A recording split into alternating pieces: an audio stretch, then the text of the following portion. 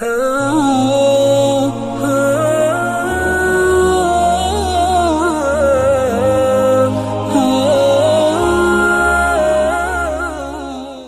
کے نیچے سبسکرائب کے بٹن پہ کلک کریں، بیل کے آئیکن پہ کلک کیجئے تاکہ ہر نئی ویڈیو کی نوٹیفیکیشن آپ کو مل جائے۔ ویسے تو جو دعائیں وظائف میں بتایا کرتا ہوں اس کی عمومی اجازت ہوتی ہے،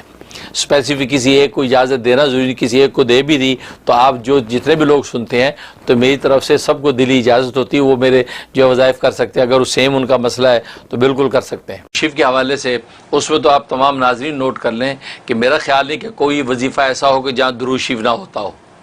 یہ انڈرسٹوڈ بات ہے کہ درود شریف اول آخر ضرور ہوتا ہے، عام طور پہ 11 دفعہ درود شریف بتایا جاتا ہے، اگر کبھی نہ بتایا ہو تو آپ درود شریف ضرور شامل کریں۔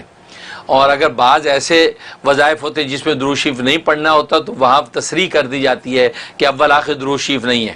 بس اوقات بعض دشمنوں کے لیے پڑھا جاتا ہے اور غیظ و غضب کے لیے پڑھا جاتا ہے، بعض وظائف ایسے ہیں کوئی کڑوی چیز منہ میں رکھ کے پڑھی جاتی ہے، اور درود شریف تو رحمت للعالمین کا تذکرہ ہے تو وہاں غضب میں رحمت کو کیوں ملائیں؟ اس لیے وہاں جو ہے مشائخ سلسلہ کہتے ہیں درود شریف نہ پڑھیں، یہ غیظ و غضب کے ساتھ جو ہے آپ یہ ورد کریں تاکہ اللہ کا غضب اس دشمن پہ ٹوٹے،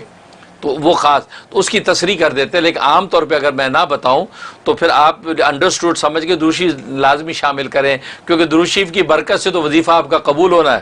اور اللہ کیا جو شرف قبول نصیب ہوگا، تو درود شریف جو ہے آپ بالکل اس میں پڑھیں۔ اور ایک اس کے اندر تاثیر ہے کہ انسان کے اندر تکاسل و سستی ہے، انسان کے اندر تکاسل و سستی ہے، کسی کام میں استقامت نہیں ہوتی، اس کے لیے اس میں بڑی تاثیر ہے یا قیوم۔ اس کے لیے کہ اس بندے کے نام کے عدد نکال لیں، یا خود اس کے اپنے عدد جو ہیں وہ 156 ہیں، 156 اس کے عدد کبیر ہیں اور 3 اس کا عدد مفرد ہے، تو 156 کو 3 سے ضرب دے دیں، ملٹیپلائی کر لیں تو جتنا عدد آئے اتنا پڑھنا ہے،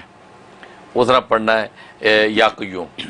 یہ پڑھ کے جو ہے وہ جو اپنے بدن پہ دم کرے اور پانی پہ دم کر کے پانی پی لیا کرے، یا کوئی اور پڑھ کے اس کے اوپر پھونک دیا کرے۔ اس سے کیا ہوگا کہ اس کے اندر وہ تکاسل سستی نکل جائے گی اور وہ ایکٹیو ہو جائے گا اور کاموں کو آسانی سے کرے گا۔ اچھا، بس اوقات لوگ کہتے دن ہو گیا ہمیں تو پتہ ہی نہیں چلا، وہ آپ کو نہیں پتہ چلا لیکن تبدیلی اپنا کام کر رہی ہے، کیونکہ بس اوقات انسان کی روح کے اوپر کثافت ہوتی ہے،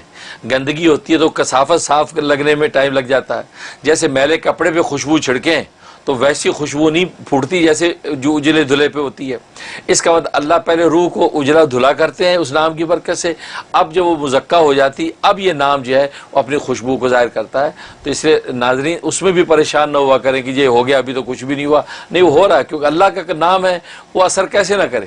اب شہد کا لفظ بولے تو منہ میٹھا ہو جاتا ہے، لیمو بولے تو منہ میں پانی آ جاتا ہے، تو یہ دنیا کی معمولی چیزیں اب اتنا اثر رکھتی ہیں کہ نام لو تو منہ میں پانی آئے، تو اللہ کا نام اثر نہیں کر رہا ہے۔ ہماری روح کا جو تعلق اللہ سے اس میں کمی ہے، اصل میں وہ اس کی صفائی ہو رہی ہے۔ وہ جب شفاف آئینہ ہو جائے گا اب چہرہ آپ کو صاف نظر آئے گا، گویا کہ اب اس کی تاثیر ظاہر ہوگی۔ دنیا کے مسائل ہیں، ہم لوگوں کے مسائل ہیں یہ، اور لوگوں کو گھر بیٹھے اپنے لیونگ روم میں، اپنے بیڈ روم میں، ٹی وی کے اوپر، فون کے اوپر یہ مسائل کا حل یوں مل جاتا ہے۔ اور ماشاءاللہ اللہ آپ کو کیا کہہ سکتا ہوں، زندگی دے اور صحت دے اور تندرستی دے اور ایسے ہی رکھے ہمیشہ۔ آمین۔